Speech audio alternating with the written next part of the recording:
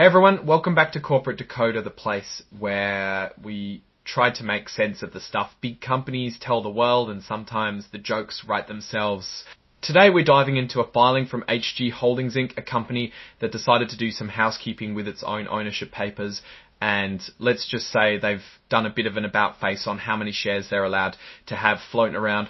So what's the big deal? HG Holdings Inc. has decided to cut down the total number of shares they can issue from a whopping 36 million down to a much more modest 8 million. This is a pretty significant change to their foundational legal documents. Think of their certificate of incorporation as the company's birth certificate and rulebook combined. It outlines how the company is set up and what powers it has. By amending this, they're essentially rewriting some of those basic rules. Now let's talk numbers. Before this change, HG Holdings could issue up to 36 million shares of stock split between common stock and a special kind called blank check. Preferred stock, after the change, that number is slashed to just 8 million shares. Out of those 8 million total authorized shares, 7 million are designated as common stock. This is the kind of stock most people think of when they invest in a company. It represents ownership and voting rights in the business. The remaining 1 million shares are for what they call blank check preferred stock.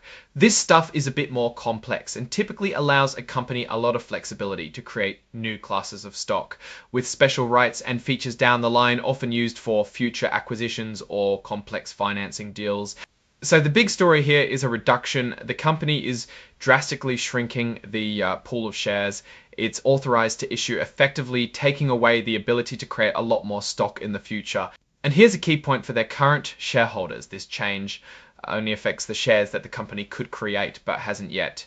They haven't gone back and messed with any shares that are already owned by investors. It's all about managing the authorized but unissued shares. This decision wasn't made on a whim or overnight. The board of directors first gave it the thumbs up back in July of 2025. And importantly, it wasn't just the board's decision. The shareholders themselves also had to agree, and a significant chunk, about 3/4 of them, gave their written approval. This shows a pretty solid consensus among the owners for this move. So why would a company drastically reduce its authorized shares? Normally companies do this when they want to prevent dilution, meaning they don't want to be able to issue a massive number of new shares in the future that could water down the ownership percentage of existing shareholders. It can also be a signal that they feel their current share structure is more than sufficient for their future plans.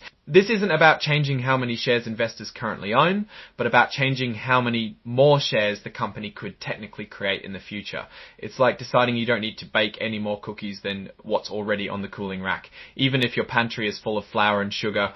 Now, looking at this move from a broader perspective, HG Holdings is clearly taking a step to simplify its capital structure or perhaps limit future flexibility.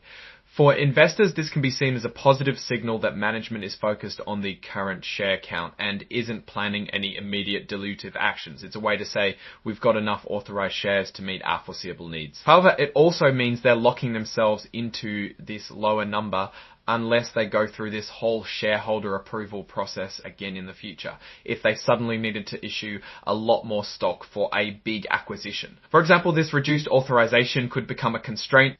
This filing doesn't give us a peek into the financials for the period, but it does tell us a story about corporate governance and strategic decisions about the company's very structure.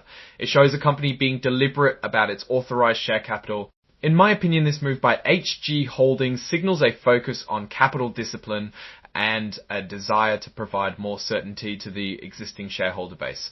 It reduces the potential for unexpected dilution, which is generally good news for investors who are already on board. It's a fairly conservative step that prioritizes the current ownership structure over future board issuing flexibility. What are your thoughts on this share reduction? Was it a smart move by HG Holdings to simplify, or could it limit their future options? Let me know in the comments below.